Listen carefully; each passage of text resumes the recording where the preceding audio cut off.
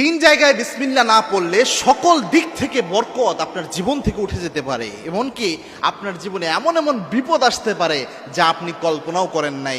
এমনি সব জায়গায় সব ভালো কাজের শুরুতেই তো ন্যাচারালি বিসমিল্লাহ পড়তে হয়, এটা আল্লাহ রাব্বুল আলামিনের বিধান এবং এটা সুন্নতি পদ্ধতি। তবে মিনিমাম এই তিনটা জায়গায় বিসমিল্লাহ কখনো ভুল করবেন না। এই তিন জায়গায় বিসমিল্লাহ ভুল করার জন্যই বেশিরভাগ সমস্যা হয়। এই যে ফ্যামিলিগুলোতে এত বেশি সমস্যা হয় আর পারিবারিক যে কলহগুলো হয়, এটারও একটা অন্যতম কারণ হচ্ছে এটা। মনে রাখবেন, বিসমিল্লাহ অন্য যে কোনো অন্যান্য সব কিছুর চেয়ে অনেক স্পেশাল একটা জিনিস। এবং আল্লাহ রাব্বুল আলামিন পবিত্র কোরআনে 114টা সূরার মধ্যে 113টা সূরাতে বিসমিল্লাহ দিয়েছেন।